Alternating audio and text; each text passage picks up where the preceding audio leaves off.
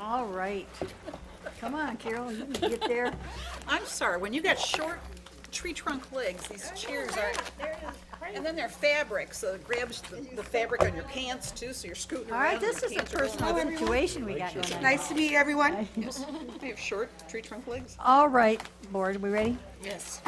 Okay, Dr. Holt, there are 18 questions this evening in an hour's interview. So you can sort of pace yourself as you go, and if you look over at me and I'm doing this, that means we need to speed it up. So the first question that the board has for you is they've reviewed your resume and supporting materials, but they'd like you to tell them something about yourself that's not in your application documents, and include in your answer what interested you in being the superintendent of Wayne Westland. Okay, so I'll start with the second part, and then I'll share a little bit more about myself. What interested me was kind of a series of coincidences that I firmly believe at this point were not coincidences. Earlier this year, I went on a Footsteps to Brilliance, Footsteps to Freedom tour with the district that I'm a parent in. And this was a trip through the Underground Railroad. And so for those of us from California, pretty much everything kind of east of the Rockies is considered back east. And we don't really have a very clear understanding to be able to teach our children around what happened here during that time period. And so the trip was inspired by something that had happened in our schools, and our superintendent kind of came together and decided that I would go as kind of a scout on this trip. As I was on the trip, and part of what my family has been working on is building a legacy for our children. When we got here to the Detroit area and we were riding around, and I was looking at the communities. I was looking, we went through the African American History Museum, and we were in the bottom, and we saw in the bottom where they have a place where the slave ships, they have a replica of the slave ships. And when he said that was each one of the babies that were down there were Detroit Public School children, that just broke me. And I thought about the community, I thought about where we are, and I wanted to be a part of that. In the meantime, I'm riding on the bus, and I get a text from a friend that said, you're in Michigan? I'm like, yeah, I'm in Michigan right now. She said, well, coincidence, I was looking at a superintendency out there, and I was looking at the district, and it just had your name written all over it. I was like, what? Okay. And, I looked up Wayne Westland, and sure enough, as I was looking at your demographics, as I was looking at your academic achievement scores, as I was looking at the community as a whole, and kind of trying to get the journey as much as you can get offline, and for talking to folks, it really interested me because this is the kind of place that I've been training my entire life to be superintendent. And so something that is not in my resume is that I am actually a gifted special education student. And one would say, well, how did that happen? I was identified gifted in elementary school, like most kids, second and third grade. Went all the way through as a gifted student in the AP and the honors classes, and went to UC Berkeley. As soon as I got to UC Berkeley, my first year I got a D, my first D in my life. I didn't know what that funny little thing next to my name was, in biology, which was my major, was integrated biology and psychology. I was double majoring. And so I took it again. I was like, okay, something made me freshman jitters, who knows. I took it again, and I worked with the professor. And after I took it the second time, and I was working with him literally every single day, and he looked at me and he said, something's going on. And so he referred me for assessment and found out that I have perceptual processing speed deficit, which is a fancy way to say when I read and comprehend, I read a little, not as fast as typical students. So I got double time on my exams. From then on out, I was doing much better. But I use that as a tool, especially with my students and my teachers and my principals, to say, you know what, if you're telling me that our special education students couldn't sit here and be a principal supervisor, you're telling me that I couldn't be a principal supervisor, because I am just that. And it tends to shift the conversation with folks when we're talking about students and what they're capable of. Okay, thank you.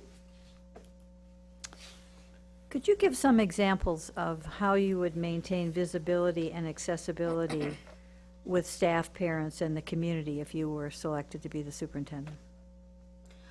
One of the things with me is I attend, in my previous position as deputy chief and as an instructional director, I've been a principal supervisor for about the last 9 years.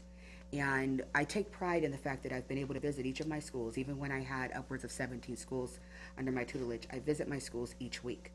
And the reason I put that as a priority is because I firmly believe that if I want to know someone's priorities, I need to look at two things. I need to look at your schedule, I need to look at your budget. If my schedule says that I'm in meetings all day long, and my budget says that money is not going directly to the classroom, then that says more about me than it does anything else. So I made it a priority to get to my school sites each week. As a result, when I'm at my school sites, most folks know who I am and know what my position is, and they know I'm there as the principal's support. Everybody has a coach. Kobe has a coach. LeBron has a coach. Your principal has a coach, and that's who I am, and I'm there to support them in every way I can. By being visible in that way with our staff and community and parents, were also able to see me. And to be able to maybe everybody didn't interact all the time, but they knew who I was and knew I was there if they needed me. So they would pull me to the side, or I'd be like, "Oh, Dr. Holt, I need to talk to you." No problem. But come on, let's have a conversation. And what it tends to do is lower the affective filter and lower the hierarchy of you're the executive director, you're the assistant sup, you're the superintendent, and instead I now become just Shelley, and we can have a conversation. It's much easier to have a conversation if you're speaking about your child or a challenge with Shelley than it is with Dr. Holt at times. And so by being visible in the schools, and I found that over the years it's been easier and easier to ensure things are happening. What was happening at the district office is actually impacting what's happening in the classrooms by being at the classrooms. I can't know what we're doing here centrally is affecting schools from central office. That's very difficult to do. But it's much easier when folks know that I'm going to be out there and I'm going to be talking with folks. And in one particular district where we were having some strife with our families and our communities, when they were able to see me and be able to have those conversations, I was quickly able to diffuse any rumors or misperceptions because I was there. Or folks know, oh, she'll be around sometime next week. I'll, call her. Sometimes the secretary would call that one parent that, oh, there's someone that's been wanting to see you. How long I'll be here about 2 hours. Lo and behold, about 30 minutes later, they'd be there, and, I could have an impromptu 10, 15-minute conversation around whatever's going on. And in highly visible districts, it helps keep certain things out of the paper if we can take care of it beforehand. So if you were to become the superintendent here in Wayne-Westland, you'll be working closely with the school board. And what do you think the important issues might be in creating a good relationship between yourself as a superintendent and the school board? How would you facilitate the relationship, and how will you communicate with them?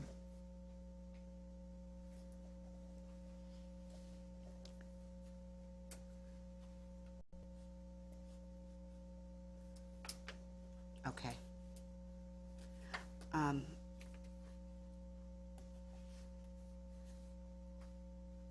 I've had the experience, the pleasure of working with some of the most amazing boards in the state of California, and through good times when things are going well, and through times when things are difficult. I've also training to become a facilitator in the Masters in Governance class for incoming board members from the California School Boards Association, mainly because of my ability to build relationships. Something you'll probably hear me talk about quite a bit is the fact that in order to have anything happen, regardless if it's boards, superintendents, schools and principals, teachers and students, there has to be a relationship. We have to know one another and know where we're coming from. And so the first thing for us as a board is to really get to know one another and really understand what are our strengths, what are our areas of growth, what are the things that kind of sometimes can poke at us at times, what are our passions. And that's something that I would want to know about each and every one of you. While you're a collective board, you're also 7 individuals as well, with your thoughts and beliefs about education and how we should move forward. And part of our role is to operate as a unit, but not lose our individuality. And so part of my job would be to build those relationships with each of you so that I know where you're coming from. I know what, if comments are made, I kind of go, okay, I know where that's coming from. I know where he or she is going with that. So building that relationship, it takes time, but I think it's done through 3 key facets. One is timely and accurate information. I am one who, for the last 10 years, I do a weekly update to my assistant associate or superintendent, depending on which position I've reported to. I believe in the weekly updates because they help keep a pulse, and so those are typically confidential documents that I would share with my supervisor and then would share with the board, and then we have one that, kind of is more public. But what it does is it allows us to have some of those internal conversations, know what's happening, keep the pulse, and I am a firm believer in no surprises. I don't want to be surprised, and I do not want any of you to be surprised. When we all know what's going on, then we can operate together. But if there's some information that's, some people have and others don't, then I would consider that a huge problem, and I want to make sure that that's even throughout everyone.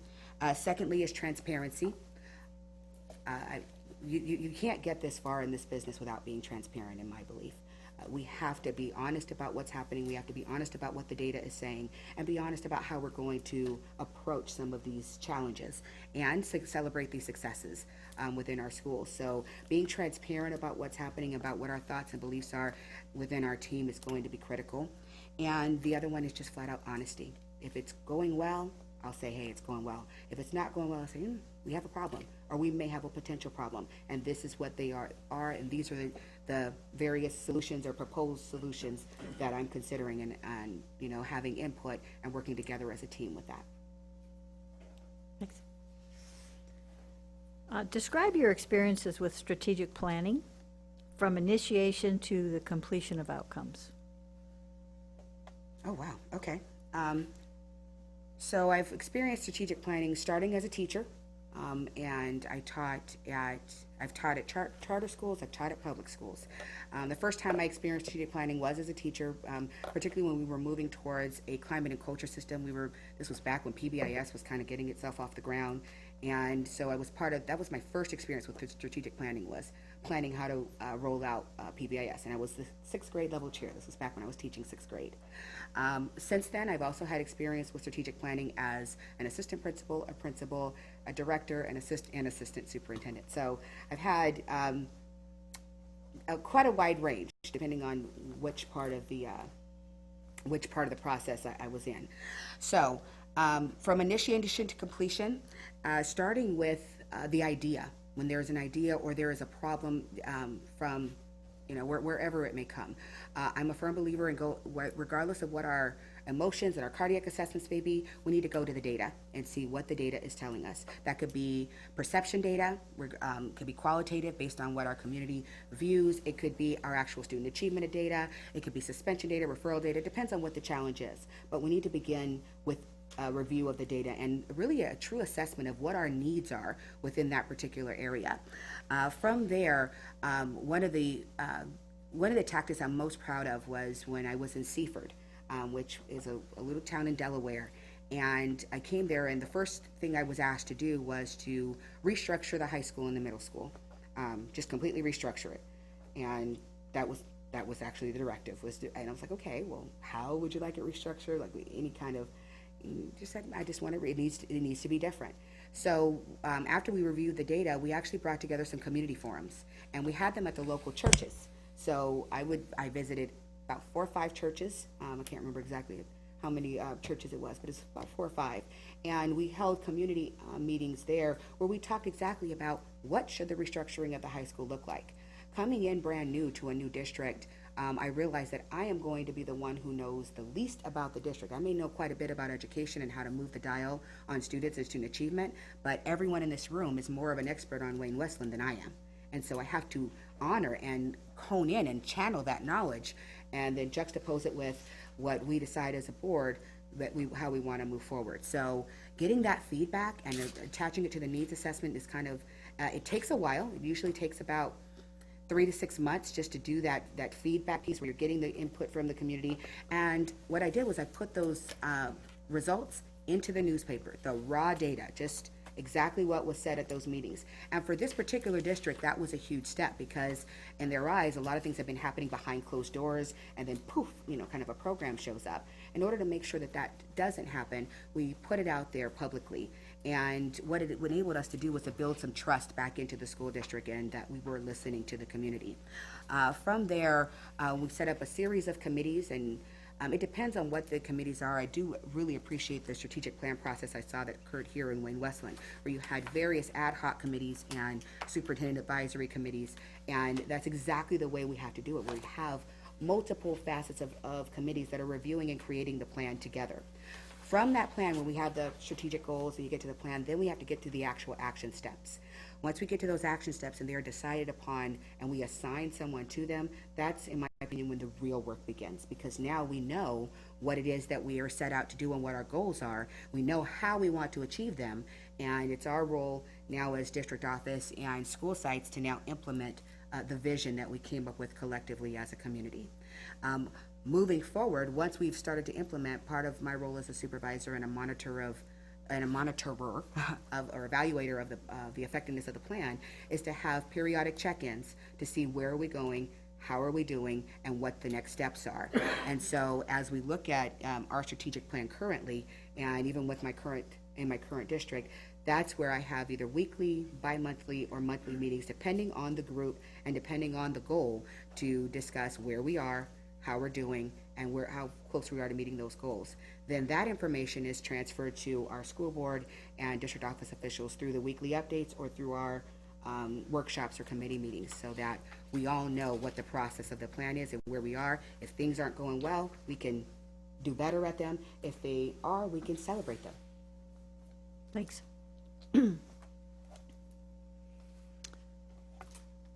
How would we recognize a collaborative leader? What behaviors would we see in someone who leads collaboratively? Oh, okay.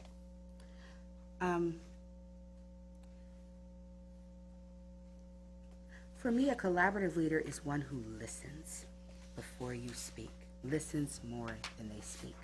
And the reason I say that is because having been in a supervisorial position for a good chunk of the last portion of my career, I know that the minute I open my mouth, sometimes thinking stops because folks want to say, oh, okay, well, this is what the boss said, so this is what we need to do.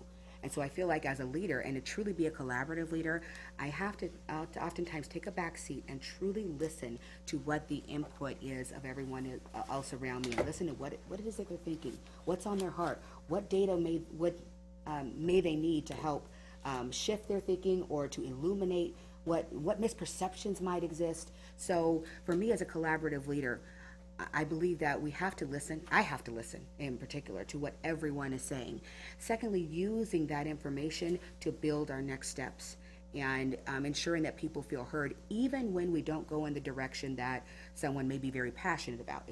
Collaboration does not mean you get your way. Collaboration means that we've all come together and you're heard and we all take into account everything that's being said. But understanding that and building those parameters for that. I think another piece of a collaborative leader is setting up the situation for that to happen. So monitoring the conversations and making sure that no one person is dominating, making sure that everyone in the room is feeling comfortable enough to say their opinion, even if it is in dissension of someone who may be a powerful voice. That is where I come in to make sure that the situation is set up for that to happen. And what behaviors you would see listening. You would see either norm setting or making sure that there are structures in place for the meeting, in particular during the meeting. You would also see that there are notes to keep everyone accountable after the meeting that we can go ahead and distribute out so that we're keeping a record of what's happening and interpreting that as such. So describe a situation where you've collaborated with various stakeholders important to the district's success. Give us an example of something you've done. Okay, I did speak about the incident with my previous district where we had the community meetings. I think another big piece right now I'm working on is a district-wide rollout of PBIS. And with the district-wide rollout, there are part of what I heard as I came into this. I came into the rollout about 6 to 8 months after it was already kind of going, and then I was asked to kind of take it over and lead it. And what I learned very quickly was that there were some schools who felt that they had been forced into PBIS. There were some schools who were very excited about it. There were others that, were kind of indifferent, like, okay, here's another district initiative. And so about 3 months into it, I said, okay, we need to hit a pause button. And I brought all the leadership teams, not just the principal, not just the lead teacher. I want your entire leadership team to come in and have a conversation. And when I set up those conversations where I wanted the voices of the people who were at the school site, not mine, not the principal, the voices of the people at the school site to come up, and because I knew based on scuttlebutt and keeping my ear to the ground, I knew what was happening. But we need to hear that come out and come up with solutions together. And from that, I'm proud to say that after we kind of had some of those conversations, every single one of my schools that was in cohort 1 of PBIS showed growth on their tiered fidelity inventories in every single area. We did not see that from in the beginning, and especially in our winter scores, they weren't as good as we wanted them to be, but our spring scores shot up. And so I noticed that by getting people's voice heard, we didn't change anything. We still moved forward with PBIS in every single one of those schools. But having been heard and having that collaboration occur, even after the fact, what I heard were comments that, I felt appreciated. I felt like I understood the why now. I didn't feel like PBIS was done to me or like I was a bad teacher, so therefore we were chosen as the PBIS school.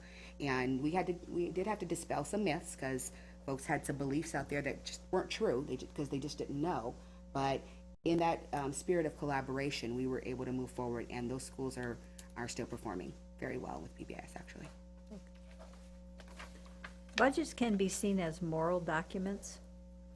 Describe what process you plan to use to make sure that the budget in Wayne Westland represents the values of the district and the strategic plan.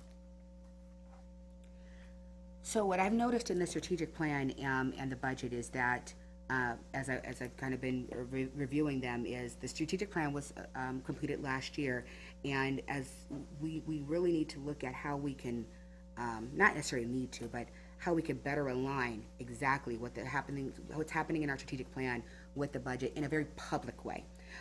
In looking at it privately with myself and my educator eyes, I can see it, but I can very easily see how it may not be perceived as such from the naked eye, kind of outside looking in. And so I think that having a process where we look and align the two documents so that, because I agree with it, it can be seen as a moral document. It's something that is very near and dear to the hearts of our community when we start talking about where our money goes.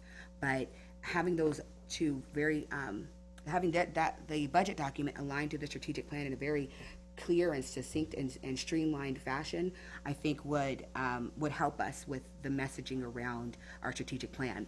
What process would I use? First of all, I would love to speak with those who were part of the strategic plan process to really get an idea, myself and the administrative team as a whole, to get an idea of where was our thinking around some of these areas. If we're still in the same direction, I'm very much in favor of the process that you use. That was another piece that really made me want to apply even more once I saw the process that you had gone through over the last couple of years. And I think that aligning our budget processes directly with the strategic plan would be something that would help us out quite a bit. Once we, hold on a second because I'm repeating myself.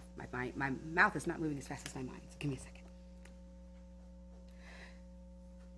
Once we've met with the team, then I would want to meet with the finance team and figure out what is our current budget process. I don't want to implement something and recreate the wheel without understanding what our current budget process is. Once I understand the current budget process and how we can align it to the strategic plan, then I think that it needs to be a very transparent deal where we're working with our stakeholders internally and externally within the community to come in and look and make sure that as we're streamlining this process that it makes sense. In California, we have a local control accountability plan that's just recently been rolled out, where we have to have several stakeholder meetings in order to even create the budgets, which has been an amazing experience because having been a school site principal, that's exactly how we did budgets at school sites. We bring our community together and we talk about what needs to be spent, what are the needs, and then we budget appropriately. And when I came to district office level, what I realized is it didn't always work that way, which was very confusing for me as a as a teacher turned principal, because I was thinking that the process would look very similar to the way it looked at sites.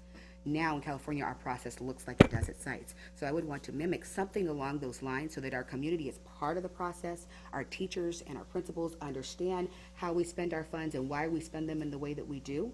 And when we have to make cuts, if we have to make cuts, I've been paying attention to what's happening in the state of Michigan. If we have to make some serious cuts, then we need to be able to tap into that process that we already started to be able to have a community input and a conversation around what that should look like, so that it's not a unilateral district just making cuts. It's we as a Wayne Westland community need to make some cuts, and we now have a process that we can latch on to in order to do just that. Thanks. Shelley, what do you think the most important leadership skill is? Building relationships. Talk a little bit about that. No, I don't think anything significant happens without a significant relationship. And I know that's a quote from somebody, so that is not a Shelleyism. I want to give credit where credit is due. I'm just not sure where it came from. The reason I say that is because as a teacher, if someone were to come and try to tell me what to do in my classroom, and you didn't have a relationship with me, and teaching is something I hold near and dear to my heart. It's why I got into this business. I did not get in this to become I said, okay, I'm going to go teach. Sounded fun. And next thing you know, I was leader. And next thing you know, I was in the next position up. But I've always held on to the belief that you have to have a relationship. Now, the people that came into my classroom and built relationships with me, and they're still able to teach me to this day. Because I can go, okay, I can get where you're coming from. Because if you're talking about something that I've devoted my life to, you need to know a little bit about me before, kind of pushing into that. I feel the same way about anybody in our school system, whether it's a secretary, whether it's a custodian, that's the job my husband does as a substitute, so, or if it's a principal, or if it's a teacher, or if it's, the receptionist at the front district office. We need to build a relationship if we're going to have any kind of significant conversations about shifting results for children. So when I say building a relationship, it's not just, a hi, bye, hey, how you doing? No, we're talking about who are you, what do you believe, and how do our beliefs match for the sake of children? And where are some areas where we need to shift or challenge our beliefs for the sake of children? And so I do focus a lot on building those relationships. It's part of why I'm very excited that the strategic plan has been completed, because oftentimes in that strategic planning process, it's sometimes okay to, as a superintendent, to build a relationship, but sometimes you just really can't get in the meat of it. Now that that's done, I can focus on building the relationships with all the stakeholders who we need in our corner to implement the strategic plan. And so I am a trained restorative practice facilitator, which is a bit more than just building community circles. I'm glad to know that you have most of your schools at PBIS and that you have some schools that are beginning to implement restorative practices, because at the heart of that is building community. In my office, we currently have community building circles, so even at the district office level within my department, we do our community building circles. We were doing them once a week, but now we've moved into really hitting our work hard, and so I don't have to do them as often. But in order to get to the work that we had to do with restorative practices, PBIS, social emotional supports, and building that up, you can't talk about general education mental health and someone sitting next to you with a child who's in therapy and you don't even know it. That's not something that it's not going to match. Okay. How have you improved student achievement in your district or previous districts? And after sharing that, what are the challenges that you see facing Wayne Westland Community Schools, and how would you address them here? Okay, so as far as academic achievement, as a principal, I had an average increase. We have something called the Academic Performance Index, API, in our district, and it's a score that your school gets from, I believe the lowest is like 200 or 300, all the way up to 1,000. And typically, if you have about an 800 school, you're considered the creme de la creme. Within every one of my schools that I was a principal of was under 500 when I entered. And I was able to increase API. As a teacher, I increased 138 points with the students in my class.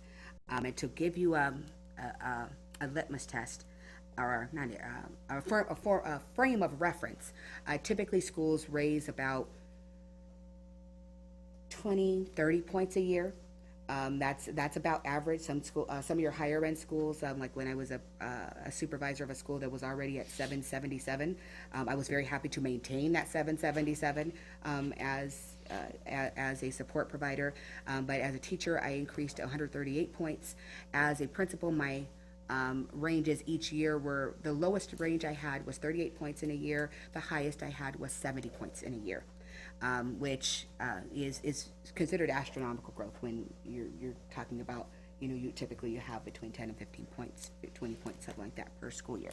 So I have had success in increasing student achievement, not just for our lowest students, but also for our gifted and talented students. I focus on doing every child, or increasing supports for every child by name. And so having processes in place at our schools where we can look at each child, look at each of our subgroups, because within each of that, none of my subgroups ever went backwards.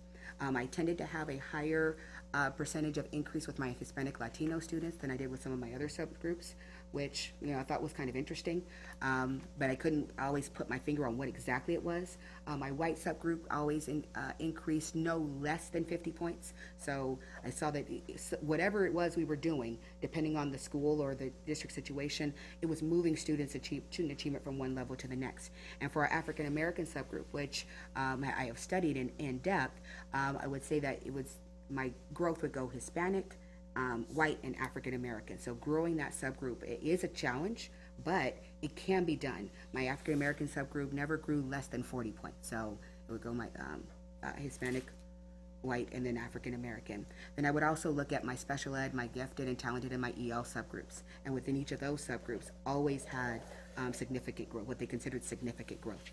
So when you say, what are the challenges in Wayne Westland? As I see it, Wayne Westland is a community that has had a stark shift in the population over the last about 5 to 7 years. And it looks like we've done some really great work in building our finances and building our schools up culturally. We have some work to do academically. With some of our schools performing with proficiency rates in the 11 to 14% in math, 20 to 25% in some of our elementary schools in reading. It's not acceptable for over 80% of our kids not to be proficient. We have some work to do. And how would I address them? First of all, we need to illuminate them and know how to study them. I'm a firm believer in data-driven instruction. And what I mean by that is the data is going to tell us the story. We don't have to necessarily narrate it. So if we look at the data trends over about the last 5 to 7 years, we can see what it is that's happening and where it is happening.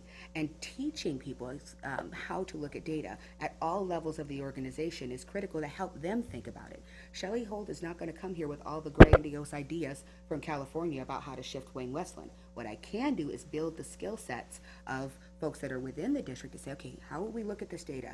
Now, what are some decisions that we can make based on what we see here? Who else needs to be involved, and how will we move forward strategically? I'm also a believer even with looking at our achievement data, in looking at the qualitative data, and I was just looking on several websites about what our communities are saying, and I focused on comments that were made within the last 6 to 8 months around a variety of different topics. And I think that part of it is restoring and I wouldn't say restoring, building the belief system of our community in the fact that we can do this, building the belief system that the challenges that we have are attainable. They're not so far-fetched and so far out there that we can't move forward. And I have seen data that looks like this before, and I've seen it literally shift in 2 to 3 years. We'll start to see a very stark shift by building relationships with one another, focusing on climate and culture, and building up our ability to use the data to make quality decisions. A decision based on data oftentimes has a teacher or principal more willing to do the work than someone that just comes in and says, here, this is the new program, go ahead and do it. But if I know why, I know the rationale, I had a voice in choosing, I'm more apt to want to try harder and do what's best for kids. Shelley, what role does the superintendent play with unions in a district?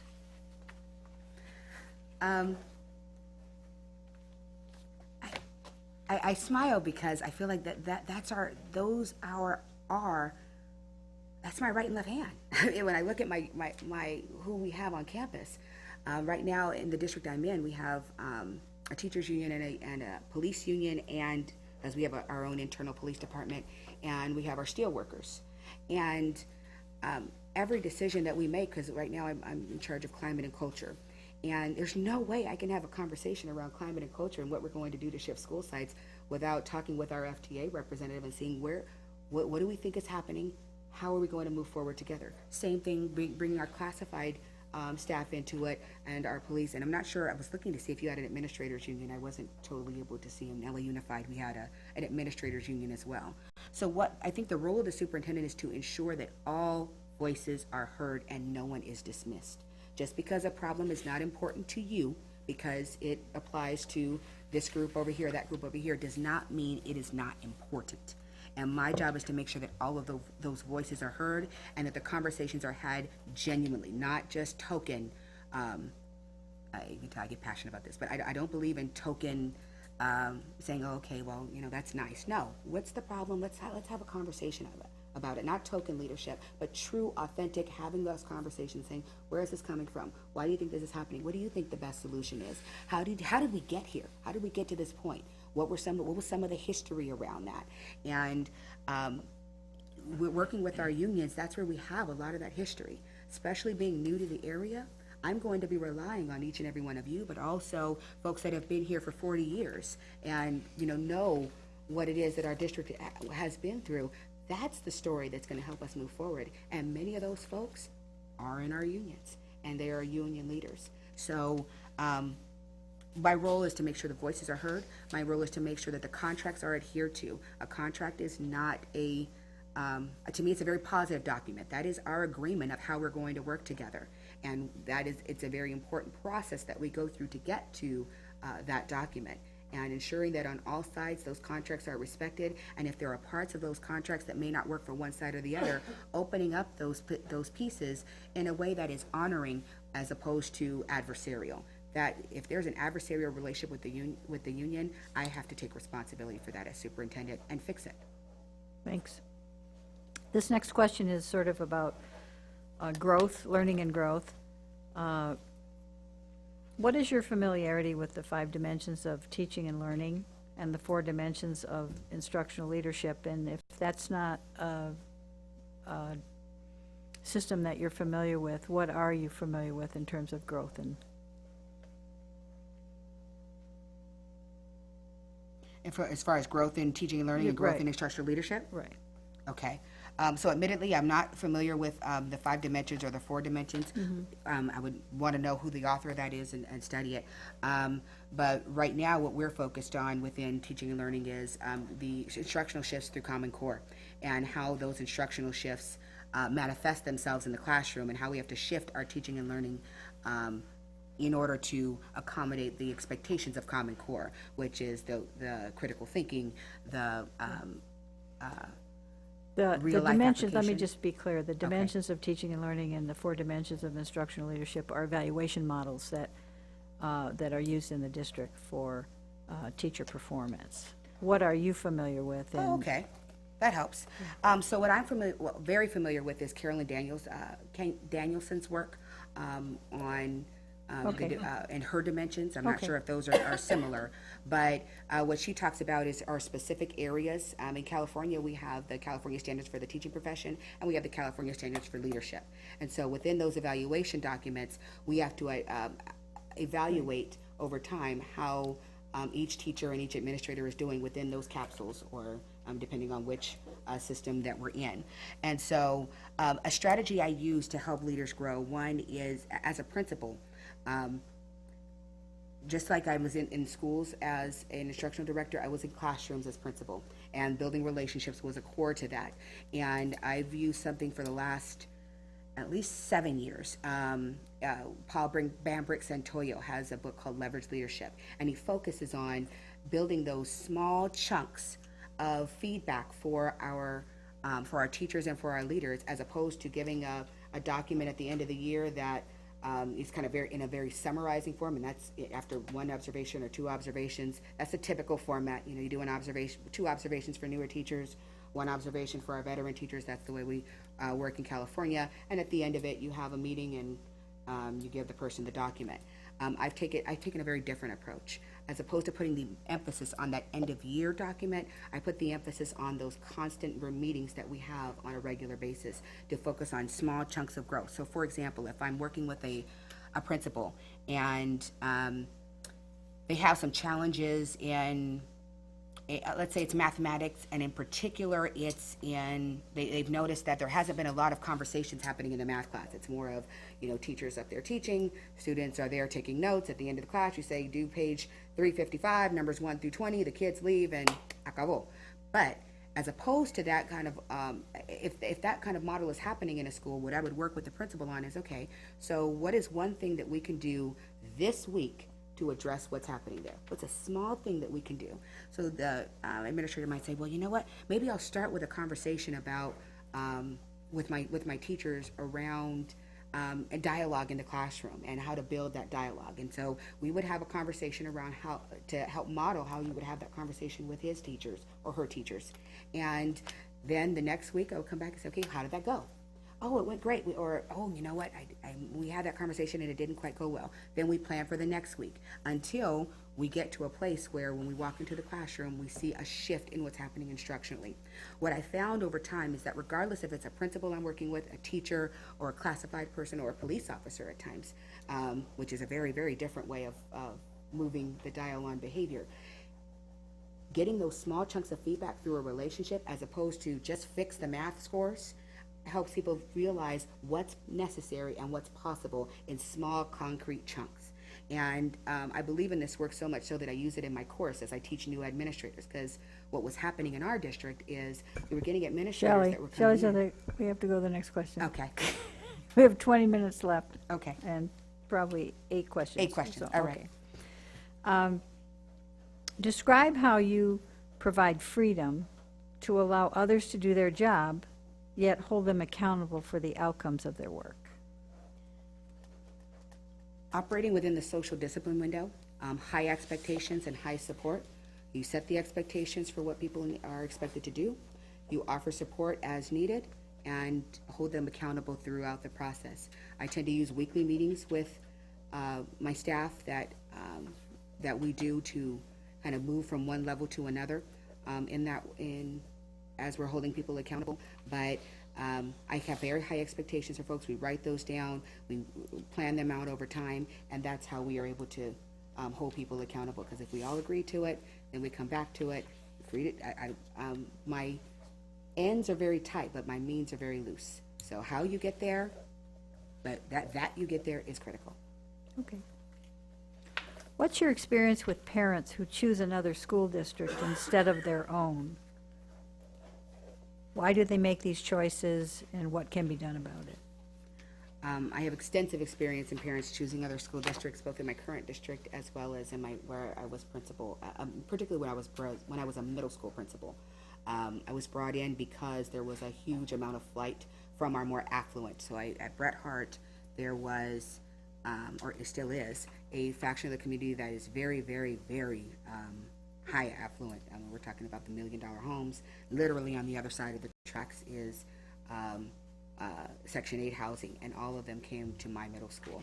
And so my experience with that is that it's a very difficult, it's a difficult thing to monitor and adjust for, but through relationships and talking with people and helping to share our successes through quality communication, I've noticed that, I've not noticed, we were able to bring down the number of kids that were leaving. Our transiency rate when I got there was upwards of 25%.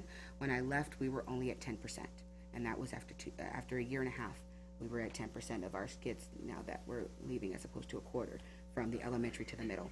And so, why do they make these choices, and what can be done about it? Often, parents are looking for the best fit for their child, and if we don't give them a different narrative than what may be out there, or if we don't shift the narrative about our schools, then they're going to continue to make those decisions. If they don't see the people behind the work and understand that we are here and we do care, then they're going to keep making those decisions. So we have to be visible. We have to be very vigilant about how we communicate our successes, and we have to be very transparent about what we're doing about our challenges.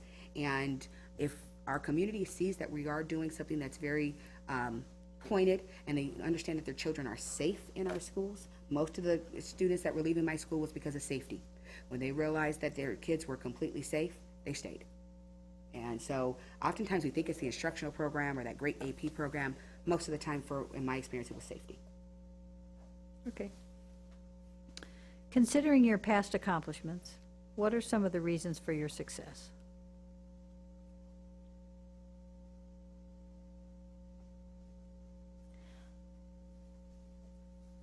I do my homework, for one, and I strive to understand where people are coming from. I always have. Every position I've had, there have been dissenting views. There have been people that think differently than I do, about how we want to move forward instructionally, about how we want to move forward in anything. And I make it a point to listen to all stakeholders and truly hear what's going on. And I think that honesty and that transparency and the fact that people can relate very easily to me. And in addition, I know my stuff. I mean, I know my data, and I know what's going on. I try to keep a pulse by being out in schools weekly. I kind of have a feeling of what's going on, and that builds trust. When people see you and they know you, they build trust in you. And so I think that that's a lot of the reason of my accomplishments. I also stay very well read in the research and applying what works, not just great ideas, but actually what works with teams of people. Thanks. Tell the board about your most difficult administrative situation that you faced, how you handled it, and how you arrived at your decision.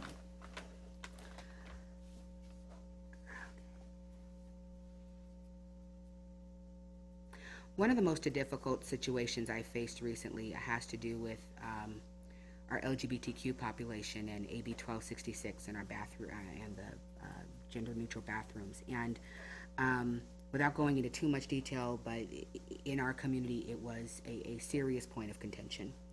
And it was difficult for me, not just, we had a student who was transitioning, a transgender student who was transitioning and wanted to use the restroom of the gender that they identified with.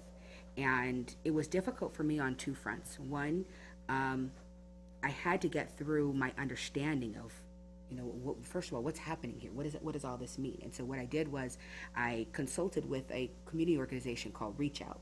And Reach Out has a young lady who is absolutely phenomenal in knowing the information about our LGBTQ populations. And so I sat with her, I don't know how many hours it was, where she kind of just talked me through, helped me understand what's happening here, what's happening for the student, what's happening for our teachers, what's happening for our principals, what's happening for the outside community, because we had people that were coming to board meetings. I mean, and we're trying to keep this student, first of all, anonymous and keep them safe, but also respect their rights, because you had kind of both sides starting to get challenging with it.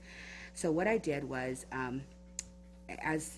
I'm a very Christian woman, and I say that because I'm kind of known for my beliefs, and I had a meeting with some of the teachers based on what they believed, and I had a meeting with our Christian, our Fellowship of Christian Athletes. I had a meeting with all of them, and I brought them into the room, and it was closed door, and we had a very serious conversation about what it means to be a human being and how we treat people in our district. And I didn't know if it would work. I honestly had no idea. I didn't know if I was opening up a can of worms, and neither did my superintendent. He knew exactly what I was doing. He's just like, okay, how is this going to work? But in the end, what it allowed us to do was to come out with a very a palatable message for our community, saying we're uniting and we're going to make sure that this is happening for our students. Now, did everybody agree? No, not at all. But we understood that being a human being and allowing the student and not any of our students, to do what is legal and what is morally correct was more important than whatever everybody else was feeling, and we had to, move forward with that. So we decided that at several of our schools, we do have gender neutral bathrooms outside of the nurse's office, so they're on campus.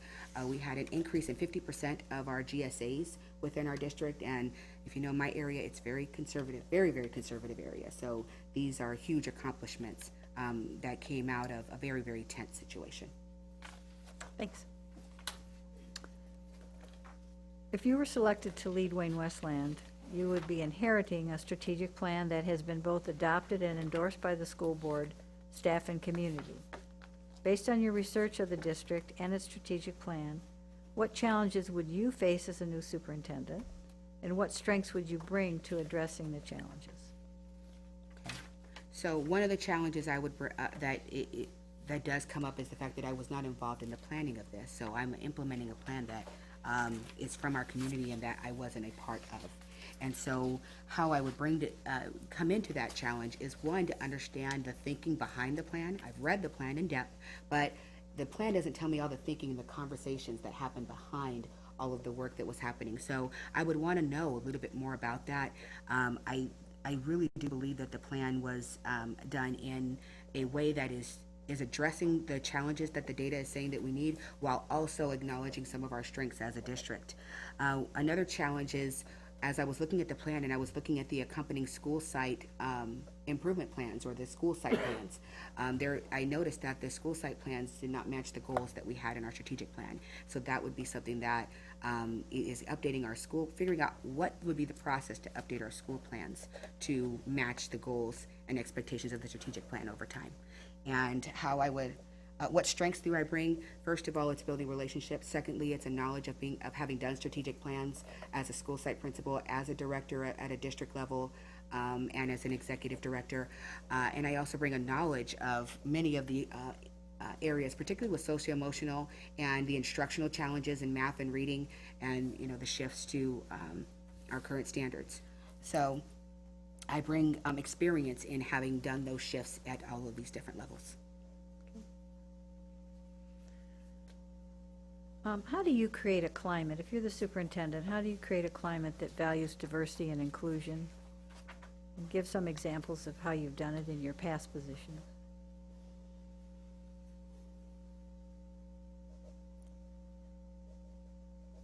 Part of what I believe can decimate a climate or a culture quicker than pretty much anything is lack of honesty, lack of transparency. And these are tenets of who I am, is being honest, being transparent, and being knowledgeable.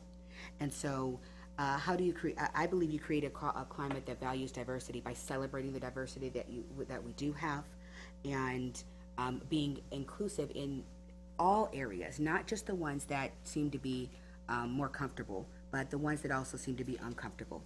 I am a facilitator of courageous conversations around race, ethnicity, and socioeconomic status, gifted and talented, special education. So I facilitated various conversations. And as superintendent, creating that climate means not shying away from some of those challenges that may exist here in Wayne Westland, given who we are and how we've shifted over time.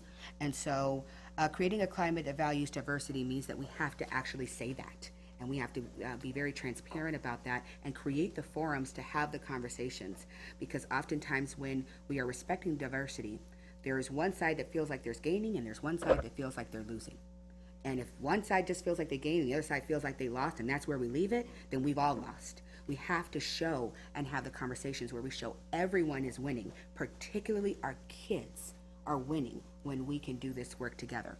And some examples of how I've done this, I'm doing it currently with our LGBTQ population. I've done it with our African American population, because the other piece where that school that I was at, one side looked one way, one side looked very much another way, and had very different cultural experiences and experiences at the school with our teachers. And so we had to have, as teachers and administrators, we had to have some courageous conversations about our role in that, in creating the dynamic that existed. And those were not comfortable. Those were not ones that folks wanted to have. But once we were able to move past that and through that in a way that's honoring, and that's a strength that I do bring, is an ability, because I do see multiple perspectives and understand multiple perspectives based on my history. Once we can do that, then we're able to move forward for the sake of children. And there are various strategies and facilitation moves that we can do as a district and as a board to make this happen. And so I gave the LGBTQ example and the African American example. Share any experiences that you've had in gathering community support for issues facing the district. Okay, I'll share. Could be money issues or other kind of issues. Okay. One that was really challenging was implementing a bond. I had never done a bond before until I was in the district where we're restructuring the high school. So we had all these beautiful ideas for the high school that we had gotten the community involved in, and when we saw the price tag of what our dream would cost, I mean, you could have heard a pin drop in that room. We're like, okay, well, we've dreamed big, but we've dreamed a little too big for ourselves. And one of the participants just said, well, we've done a bond before. Can we do a bond? And I'm thinking, a bond? I'm looking at my superintendent. I'm like, I'm a teacher who became a principal. Teachers don't. I didn't ever have experience with that. And so walking through that experience of, because he gave it to me, he's like, well, since you haven't done it, it's about time you do. And having to have those strategic meetings with the Rotary, with the Kiwanis, with the city council, and getting everyone on board with our plan, and then implementing a tax at a time when, I mean, this is 2008, 2009. Finances weren't good, and even our whole nation at the time, but we were able to pass that bond, and the school is in existence today. But we had to gather a lot of community support. It started with getting support in the plan, not just in the bond. And so I'm a firm believer that you get people involved with the idea, then we have the conversation about money. We don't get them involved in saying, okay, we need money, and then this is what we plan on doing with it. And I think that really helped, the fact that we did the idea right here with the strategic plan. Everything is there first, and we've all bought into it. Now when it comes time that we need to fund this, we already have community support from the strategic plan. Now we just need to help everyone in the community understand how these funds go right back to what we said as a community we want our schools to look like. Okay. So we're at the end of the road here. We've asked you a lot of questions this evening over a lot of different topics. So is there anything that you'd like to share with the board that they haven't asked you about? There's a couple things. Actually, 4 things I wanted to share. One, I've been here now twice, and seeing the community and meeting the people in the community. I've lightweight fallen in love with this community because it's very different from where I come from in California. But what I've learned about the people here in Wayne Westland is they're just lovely. I mean, I'm walking through the mall. I'm in a restaurant. People just come up and say hello. Like, that doesn't happen in California. People don't just walk up and say, "Hey, how you doing? You're not from here, are you?" And that happened to me about 4 times today. I guess I was taught because I was asking everybody I saw about the district. And I guess I have an accent. I've noticed. I now know I have an accent, which I didn't know before today. And so I believe I am the right choice because of my experiences, but also because my family is excited to come here. We are looking for a change. My father passed away back in September. And I'm saying that to say I need something different. And so our family needs something different. And I think Wayne Westland is it, but that's a decision for the entire community to decide. But what my dad told me before he died is, he said, "Shelley, find somewhere where you know you can be successful and just do it." And that's why I'm here. I mean, I really think I can be successful here. I've looked at the data, I've looked at the community, I've looked at the demographics, and I mean, I'm hungry to get started in talking with people and looking at the work that needs to be done. And I think that every experience I've had, the good, the bad, the ugly, the wonderful, that has been in preparation for this. And so I'm excited for it. And that's not often something I haven't been able to say. I don't know if anybody's lost a parent, but it's very hard to get excited about anything right now. But I'm excited about this, and my kids are excited. My son told me, I said, "Jordan, I'm thinking about going to Michigan. We're thinking about doing that." He's like, "Michigan, they have lakes," and so I don't know why, but we never really seen lakes. I was like, "You know what? You're right." So we need to go and see the lake. So I think I'm a good choice because not only do I firmly believe this work is possible, but I believe I'm the person that has done it and can do it here. And I understand that every place is different, but I'm willing to give it my all.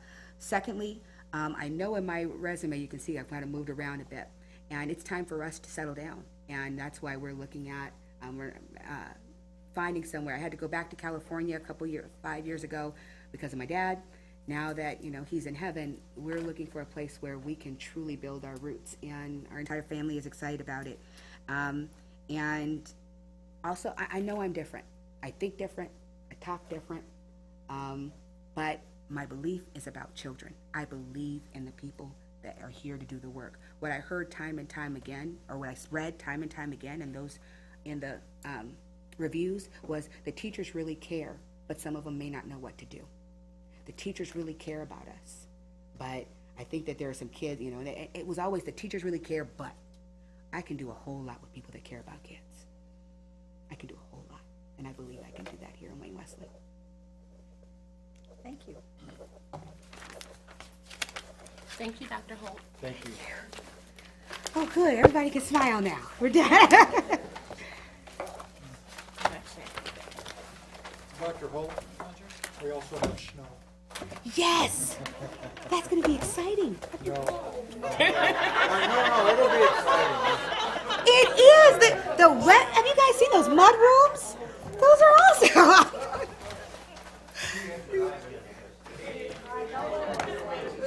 No, actually, I lived in Delaware, where that was the first time, and I loved it. When we walked out, and everybody thought we were insane, because we ran out, and we're like in the snow, and there's black ice. We didn't know about that part. But, you know, when you're in California, you just don't see snow. I think I've seen snow 4 times.